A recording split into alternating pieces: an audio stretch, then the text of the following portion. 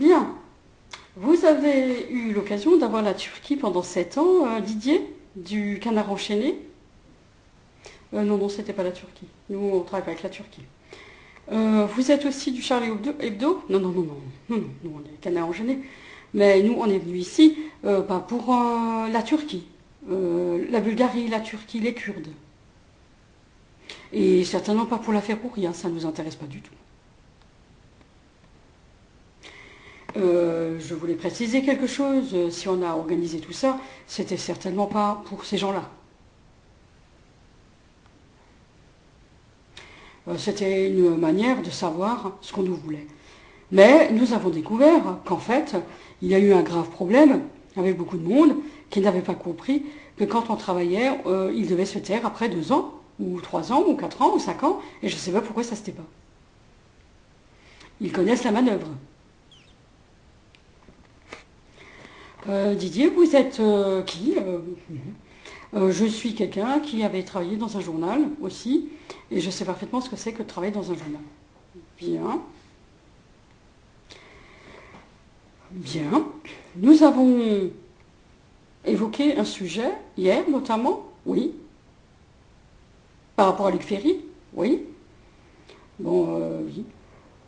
Et c'est quelque chose qui nous avait beaucoup interrogé sur beaucoup de choses. La page Facebook aussi. Beaucoup, beaucoup, beaucoup. Bien.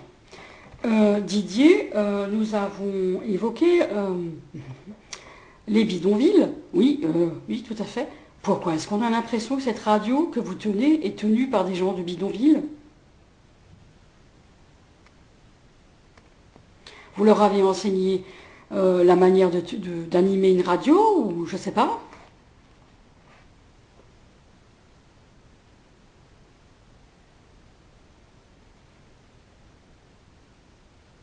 Ça, on entend comme des personnes de bidonville. Alors ça fait vraiment... je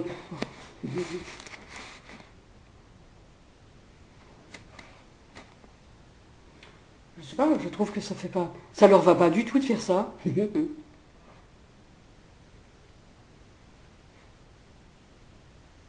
Donc, on sait qu'ils sont accros à cette chose-là, oui. Oui, tout à fait. Nous avons développé un sujet, ça s'appelle l'arrêt d'agglo, oui, ce qui n'a jamais été résolu. Il y avait une deuxième grande partie, la première partie, vous ne l'avez peut-être pas suivie, c'est sûr. Si, la Turque nous en a parlé. Oui, c'est turc. Alors, c'est turc, nous savons quelque chose. Cette turc a révélé un renseignement sur la Turquie, un grave renseignement, et je ne sais pas pourquoi elle pavoise là, à vouloir encore révéler je ne sais pas quoi, à essayer d'apprendre par cœur ce que je dis sur YouTube. Je veux dire, je trouve ça pathétique de vouloir détourner toujours l'information à son propre compte, mais cette turc ne sait pas qu'il est extrêmement grave de vouloir toucher à mes renseignements.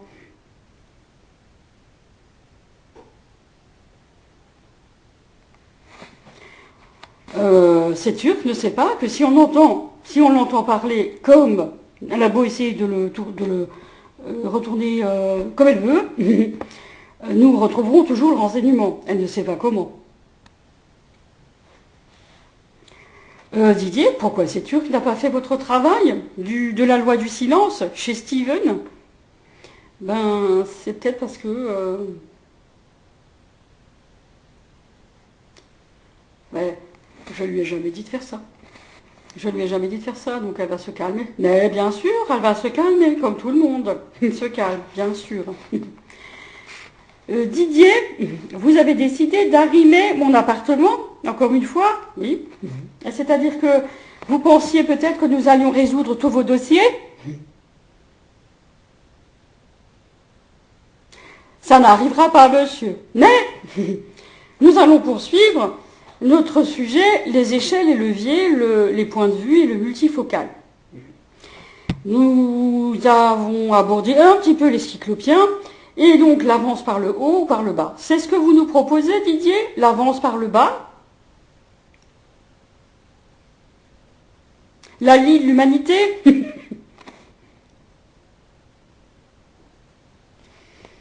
Et nous avons aussi proposé les oracles, les meilleures sciences sociales. Bon, je pense que les oracles, ça vous intéresse un peu. Bien, je laisse la parole à qui de droit? C'est-à-dire pas vous. Comment il s'appelle celui-là? Radouane et Jérôme Birman. Ils sont ensemble dans une radio. C'est la radio ECN. Bien. Alors pourquoi c'est enviable d'être dans un bidonville? Roland. On l'appelle Johannes Roland exprès. Mais je laisse la parole à qui veut la prendre.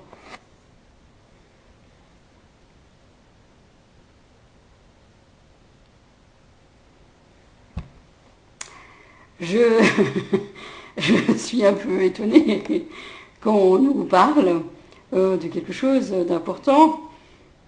On vous entend, monsieur. Vous êtes Barnabé? Non. Ça y ressemble pourtant. Bon, ce que je voulais dire, c'est que nous, on essaye d'arrimer quelqu'un, on n'y arrive pas. Tout ce beau monde pour ça. Monsieur Birman veut s'exprimer?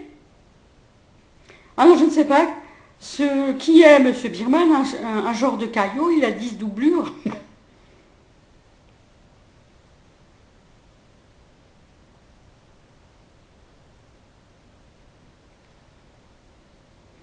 Didier est arrivé.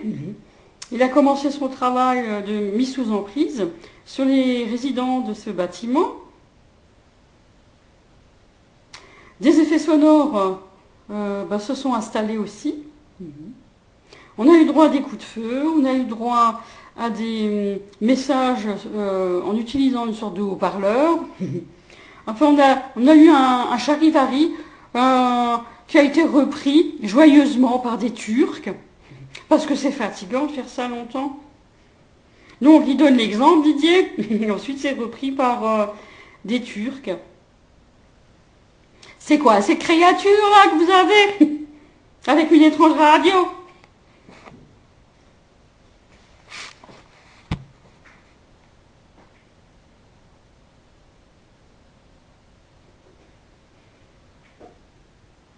Bon.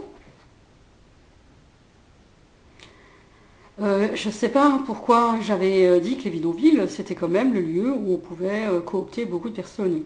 Donc, dans les HLM, c'est possible aussi, mais bon, c'est pas évident après. Mais dans les bidonvilles, c'est plutôt simple.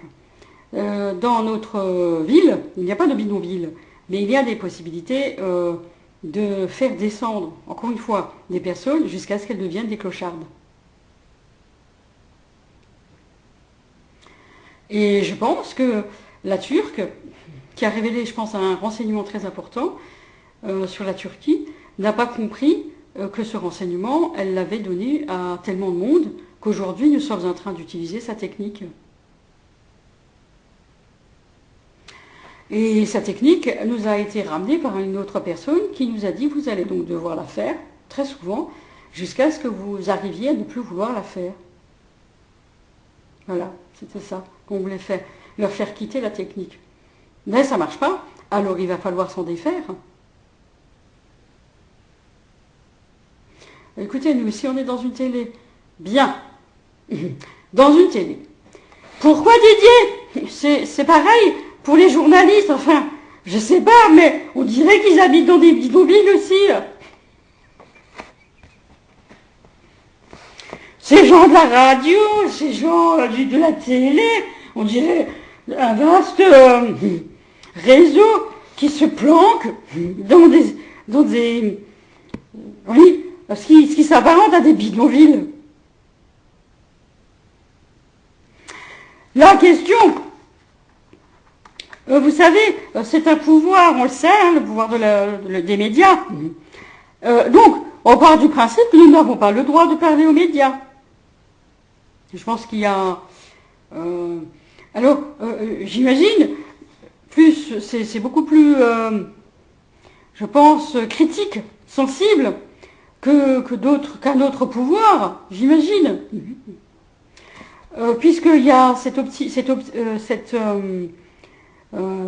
il y a cette notion de diffusion, de publication. Oui, oui, c'est vrai. Donc, ça a un impact quand même. Oui. Alors, j'imagine qu'on n'a pas le droit de vous parler. Enfin, je veux dire, on aurait alors des réponses bateau, comme toujours, oui, voilà, et puis rien du tout, quoi. Oui, voilà, comme d'habitude. Ou alors un tout petit peu quelque chose quand on lance une entreprise, et puis on a un petit article dans le journal, et puis voilà. Oui, c'est ça. Et c'est bien. Et vous avez votre article, et vous êtes tranquille, hein, vous êtes content, hein. Et c'est bon, voilà. Mais je vais dire, après, ça ne va pas plus loin. Je veux dire, on ne serait jamais en contact avec des journalistes. Je veux dire, on pourrait pas être en contact avec le journal Le Monde si vous ne passiez pas par quelque chose qu'on trouve très étrange. Oui, parce que, si, nous avons entendu des journalistes. Oui, nous avons eu plusieurs journalistes. Seulement, ils prennent beaucoup de précautions. Ils disent, ouais, je suis comme un journaliste qui travaille pour un grand journal comme le journal Le Monde. Ils se présentent comme ça. Mais si, ils ont déjà travaillé dans le journal, etc. Oui, évidemment. Mais ils sont aussi journalistes. Mais c'est la question, Didier. Qu'est-ce qu'un journaliste ?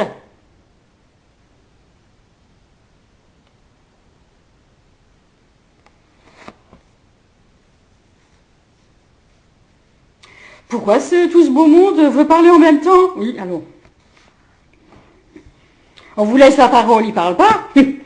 On parle, ils veulent parler.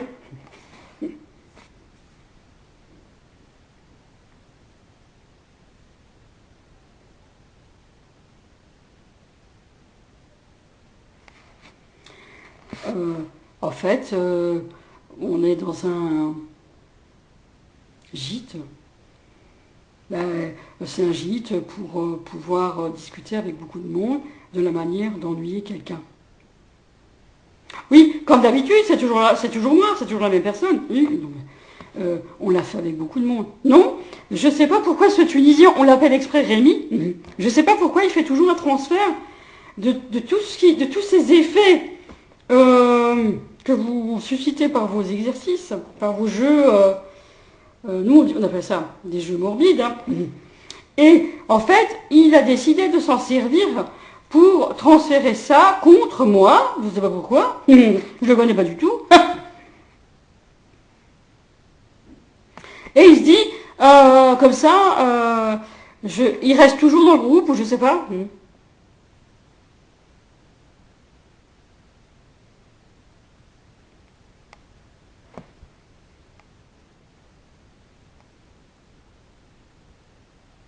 Hier, nous avons entendu, bon, il faut vraiment comprendre, on l'expliquera pas plus, parce que cette Turque, cette fine, a su contacter Laurent Vaunard, on ne sait pas trop comment, mais si, on sait à peu près comment. Mais on peut dire que nous avons entendu une bonne sœur, qui a dit qu'elle ne supportait plus ce qui arrivait en ce moment et qu'elle voyait toujours affluer des clochards. Elle disait ça, des clochards. Et ça avait vexé beaucoup de personnes chez vous, là. Et c'était pas moi qui l'avais dit. Nous l'avons entendu, là. Ne faites pas dire ce que j'ai pas dit. Hein. Bien, Didier, vous avez quelque chose à dire ? Oui.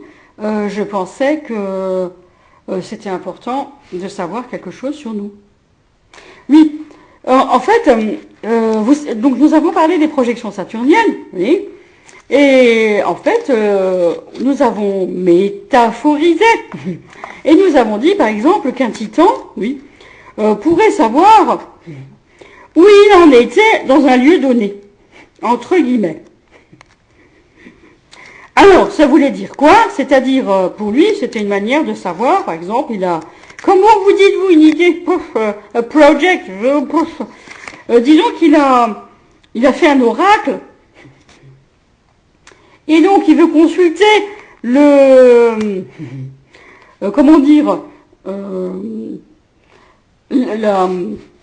si son aura tient le coup tout au long du trajet, si vous voulez. Parce que, et c'est facile, hein, ça peut très vite partir comme on dit, partir en vrille. Ça c'est l'expression que vous avez chez vous. Ça peut très vite dériver, ça peut très vite être éclaté au grand jour, ça peut très vite, et puis c'est très compliqué après à rattraper ces choses-là. Oui. Et donc, c'est un procédé qu'ils ont mis au point pour savoir comment cette chose-là évolue. Ouais. Tout au long du chemin. Et alors, pour que ça soit utile, ils se disent, donc ils font avancer la chose en disant, tiens, on est dans un groupe, je sais pas quoi, cette chose-là deviendrait quoi dans ce groupe? Et c'est pour ça qu'on l'a appelé ça l'homme buvard. Cette chose-là devient ce qui est. Mais il ne faut pas penser que c'est super, c'est pas comme ça que c'est vécu. C'est plutôt morbide, c'est plutôt... c'est affreux. Je veux dire, c'est affreux. Oui. Je ne comprends pas pourquoi ces personnes aiment autant ces choses-là, vivre ces choses-là tous les jours. Il faut vraiment avoir ce trait de caractère pour accepter la morbidité de la chose. Vous n'auriez jamais accepté de le faire aussi longtemps. Soit ces personnes ont été traitées, nous savons que la Turque prend un traitement à base de polymères. Et nous savons que les Turcs ont su développer ce traitement. Ce traitement est arrivé notamment à Madagascar un petit peu, et sur l'île Maurice, à l'île Maurice. Et là, à l'île Maurice, ils ont constaté que les personnes restaient relativement tranquilles après quelque chose.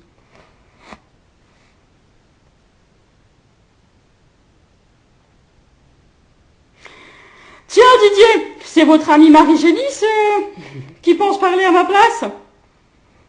Qui pense gober ma voix? Oui. Décidément, ils n'ont rien compris. Mais... Bon, alors, Roland. Oui. Le Roland Cliscla, où est-ce qu'il est? Non, je veux pas du bouddhiste. Non,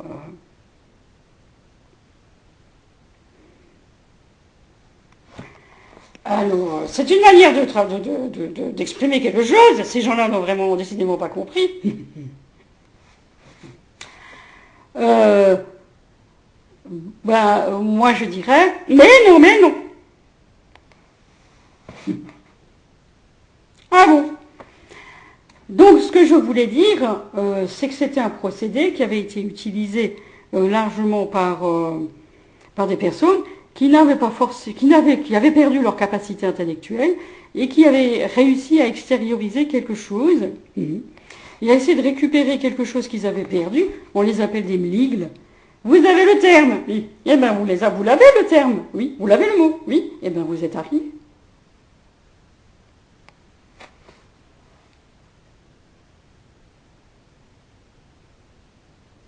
C'est comme ça qu'il faut comprendre. Vous avez fait un bis repetita, c'est du plagiat.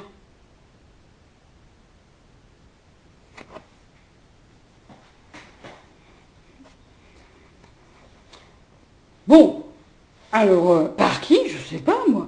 Mais c'est vous qui avez déclenché ce plan. Ben, ça fait partie du package. C'est le process du copyright. Et c'est normal.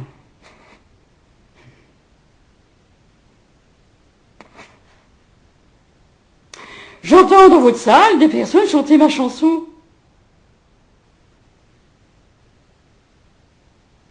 Faisons le texte.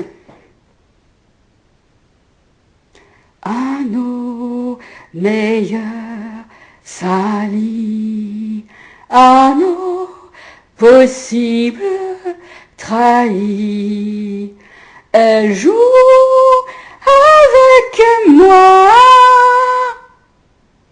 Mille et une voix.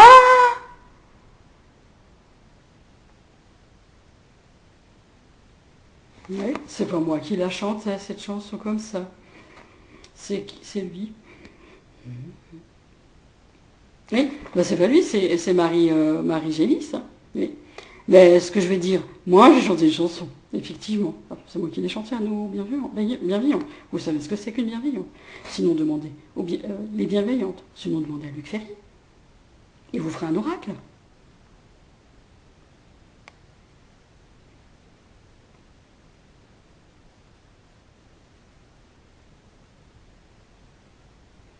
Et ça va continuer malgré tout. C'est-à-dire, c'est idiot, on le sait.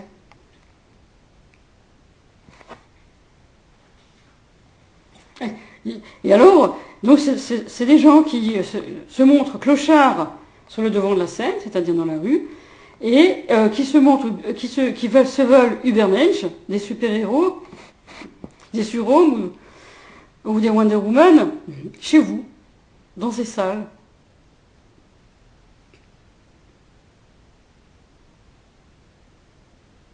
Ah, vous parlez plus, Didier? Non. Vous connaissez Franck? Oui. Bah oui, puisque c'est comme ça qu'on a essayé de résoudre l'affaire. Quelle affaire, Didier? L'affaire de ce qu'on voulait régler. Mais où, Didier? Mais où?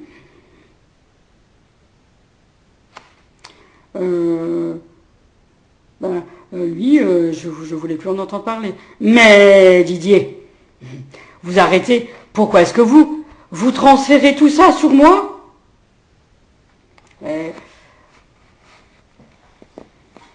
Vous êtes toujours sympa. Ça va?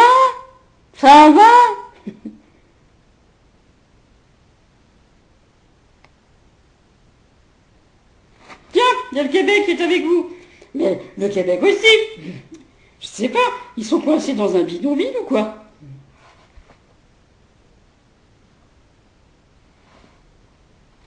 Toujours les mêmes.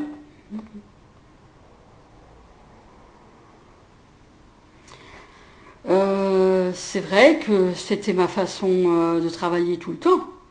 C'est comme ça que je travaille. Oui, mais vous appelez ça un pare-feu? Non, c'est pas un pare-feu. C'est une manière de travailler pour que personne vienne nous ennuyer. Mais où, mais quand? Mais pourquoi est-ce que vous vous agitez? À quoi ça sert, pauvres aveugles? S'ils ont toutes les réponses, à quoi ça sert? Bon. Oui.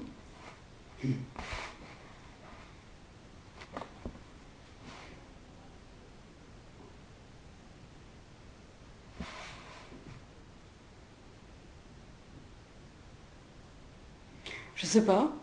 C'est juste que je sais pas pourquoi Didier veut toujours parler avec un homme qui va essayer de faire quelque chose et ça va provoquer une sorte de remous.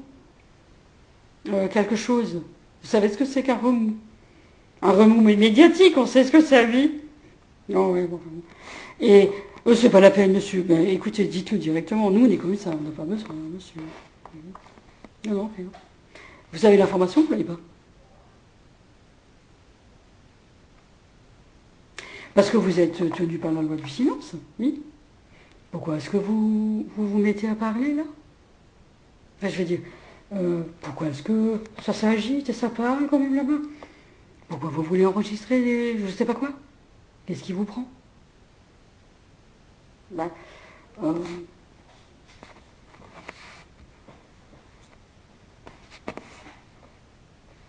alors moi je dis, c'est ce qu'ils ont toujours réussi à faire. C'est vrai que quand on entendait Madonna chanter, on avait tous envie de chanter, non?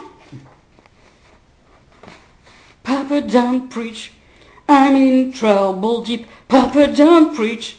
On le faisait aussi.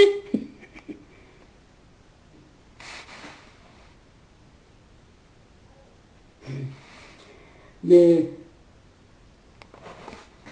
vous surfez sur ça? Non, pas du tout. Pas du tout. On n'a jamais demandé ça. Écoutez, on va faire... Mac Lisclay retient le temps, renverse l'argent. Mac Lisclay revoit la terre et redit à l'envers. Mac Lisclay serre. Eh bien, ça marche.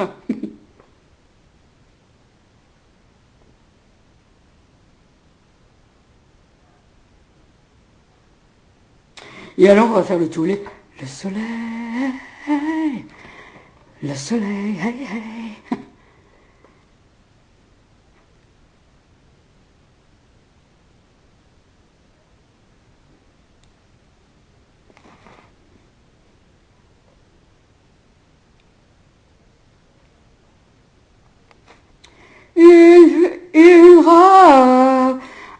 tu...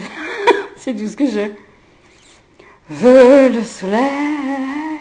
Quelque chose comme ça. Le gorille qui resquille, le gorille qui resquille. C'était bien. C'était bien. On a pas toutes les chansons quand même, mais on retient beaucoup de choses. Mais oui. Et ben, c'est très bien. Ça a marché. Et on a vu sortir une population dont on ne soupçonnait même pas l'existence. Ça marche, non?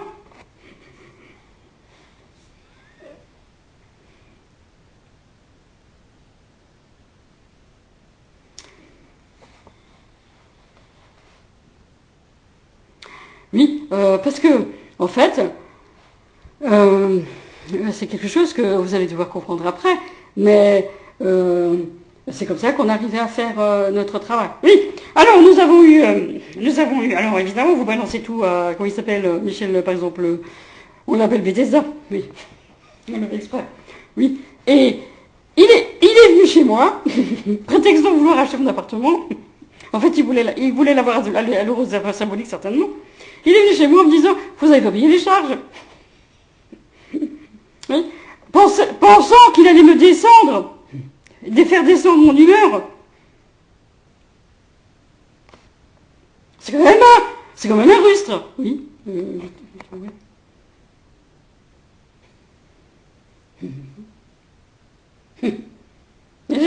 Franchement, il rentre chez moi, dans mon appartement. Et il veut me descendre. Non mais...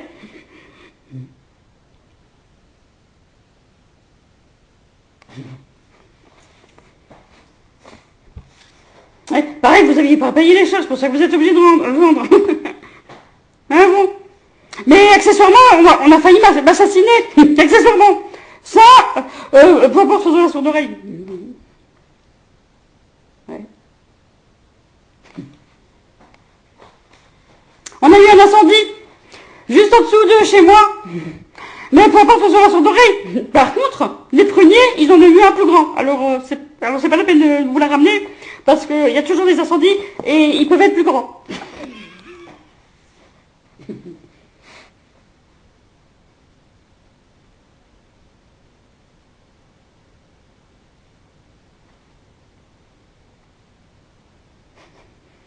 Bien. Alors, il y a des mots pour essayer de descendre l'humeur, comme la saisie, comme, bon, on a entendu la Turque, qui a vendu son pays, là. Remarquez, c'est assez simple pour ces gens-là, de vendre leur pays. Ils se prennent pour des super héros, là. C'était affreux. Bien, vous avez quelque chose à dire, Didier? Non? Oui, donc on vous a dit quelque chose, là? Oui. Pourquoi vous continuez?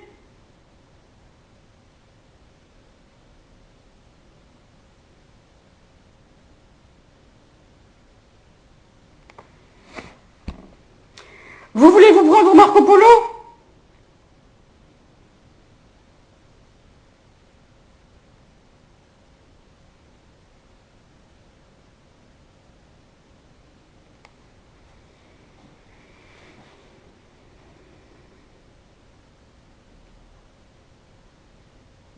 Je vous ai vu, Didier.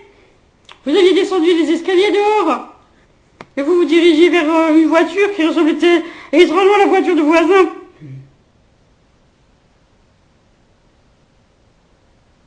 Ah. Oui, je vous ai vu. Je sais à quoi vous ressemblez. Bon. Didier, Franck, c'est plus tellement, hein.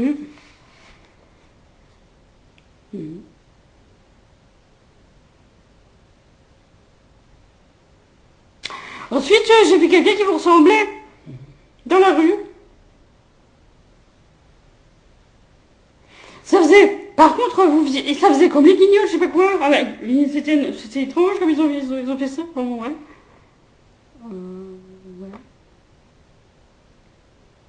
Ouais. Bon, oui. Voilà. Oh, Henri Hervé, qu'est-ce qu'il veut? Barnabé. Le Québec, mais qu'est-ce que c'est? Qu'est-ce que vous voulez? Pour Jean-Pierre Roy ou quoi? Oui, mais...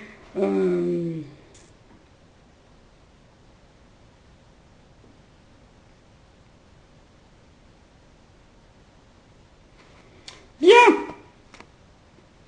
Donc je voulais poursuivre pour dire à tout le monde que vous aviez réussi à m'ennuyer ce matin parce que je voulais travailler sur sur ce que j'ai à travailler, c'est-à-dire bosser sur ce que j'ai à bosser. Et vous êtes venu me voir, monsieur, c'est quelqu'un qui parle, oui.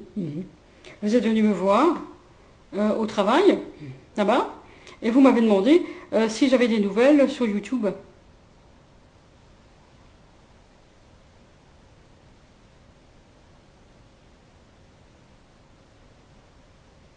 Et c'est ça que je voulais dire. Quand on en a marre que vous nous posiez la question, je dis mais hier Rémi s'est emballé parce que il a dit que quelqu'un avait dit que ils étaient des clochards. Oui, mais c'était pas elle. On l'a fait exprès. On faisait toujours semblant que c'était elle. Pas du tout. Il s'est emballé tout seul.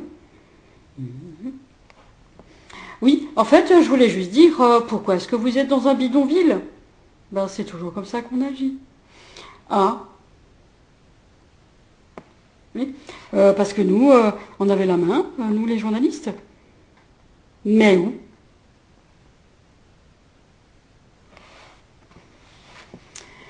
Ici en France. Mais où, monsieur, mais où? Pauvres aveugles. Bon, alors c'est pas ici. Oui, ce que je voulais savoir, si vous aviez... en fait, c'est ce que je voulais dire. C'est pas elle qu'on essaye d'ennuyer. C'est monsieur, lui, là, qui vient nous voir. Un Allemand qui vient nous voir. Oui, je viens vous voir parce que vous venez me voir toujours chez moi. Vous m'appelez par cet homme. Hein, Pascal?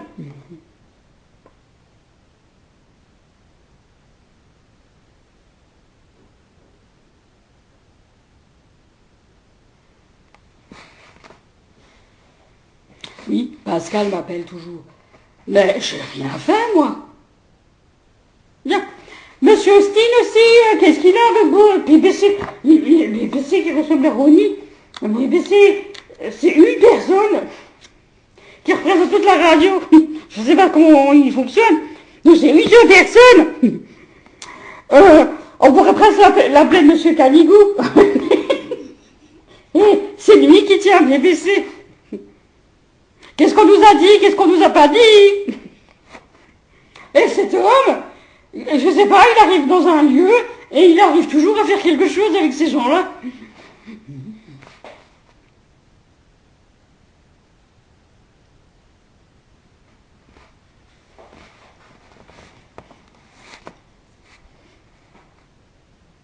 Bon, en fait, on attend le moyen de chez nous, quoi. Il y a quelque chose qui peut arriver pour qu'on puisse partir, normalement.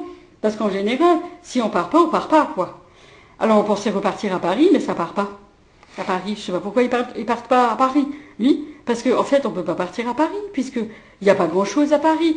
Il y a encore quelque chose ici, mais pas à Paris. Et ici, c'est toujours des gens comme Roland Custer. Des Canigou aussi. Et des Herriers. C'est tout ce qu'on a, des Herriers. Et passe-moi les jumelles, c'est tout ce qu'on a. Voilà, c'est tout ce qu'on a. C'est tout ce qui nous arrive. C'est tout ce qu'on peut, c'est tout ce qu'on peut dire.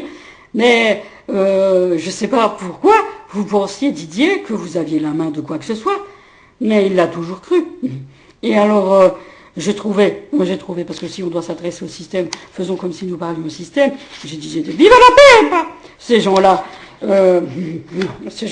ont fait ce qu'ils voulaient, se sont débarrassés de qui ils voulaient, ils ont fait les 400 coups, et vive la paix! Ils ont toujours eu tout ce qu'ils voulaient, et ils ont toujours... Ils ne sont jamais ennuyés par quoi que ce soit, ils se sentent libres, ils se sentent jamais anxieux de quoi que ce soit, vive la paix! Et ces gens-là sont finalement protégés. C'est ce qu'on en déduit. Et si ces gens-là sont protégés par le système, mais alors qui sont ces gens-là?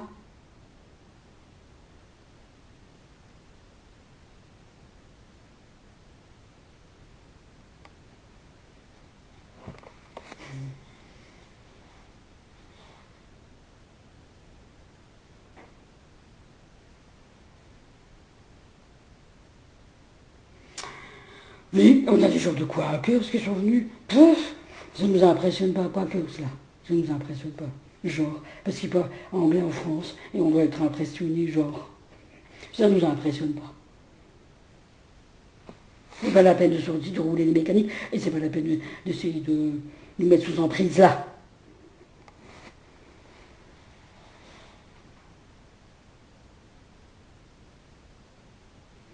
Vous avez dit à un prêtre que c'était un clochard. Mais qui a dit ça? Ben, eux. Mais pourquoi vous vouliez le retourner contre moi? Qu'est-ce qu'il disait, Pascal? Il disait, écoutez, je suis pas le... Qu'est-ce qu'il disait? Le bureau des pleurs.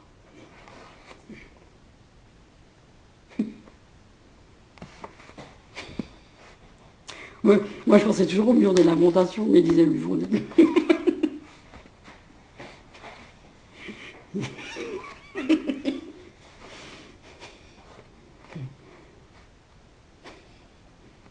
Oui, c'est un peu ça. Tout ça pour me faire du mal. Oui, donc on a vu vos manœuvres, on a vu des choses dont on ne soupçonnait effectivement pas l'existence. C'est vraiment, je veux dire, c'était affreux de savoir ce que c'est. Finalement, c'est à la limite un caillou dans la chaussure, c'est 3 fois rien. Et ça peut vous détruire une vie.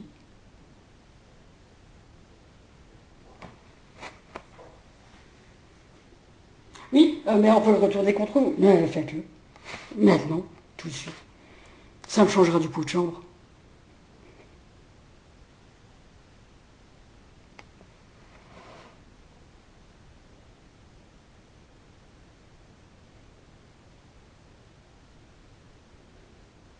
On peut vous dire que c'est le caillou le caillou dans la chaussure. Pour qui? Pourquoi?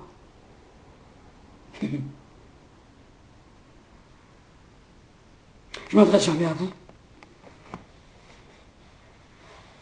J'enregistre cette chose-là, c'est tout. Hein. Bon. Oui, mais alors, nous aussi, on était le caillou dans la chaussure partout. Mais je ne sais pas qui c'est qui intervient là. Oui, mais nous? Et qui est d'où? Ah ben...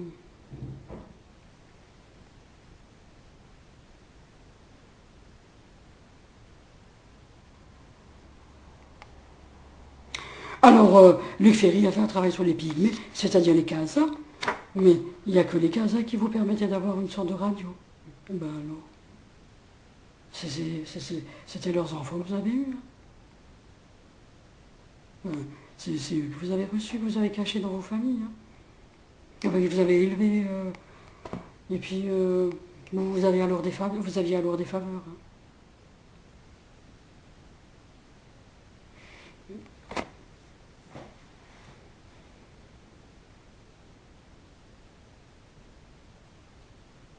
Mais madame n'avait pas compris qu'on n'était pas là pour...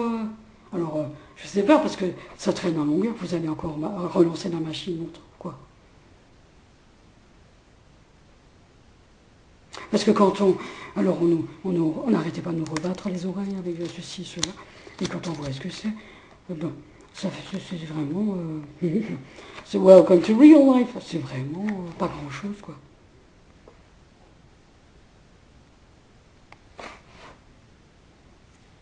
On parle des institutions, on voit des petites choses, des tout petits. C'est à la limite un homme qui fait tout. On voit des petites choses, des pas grand-choses. Est-ce possible ça? Est-ce possible que le citoyen puisse voir ça? Est-ce possible que le citoyen puisse voir l'absurdité du vide du système? Est-ce possible? Eh oui, c'est possible. Vous l'avez fait.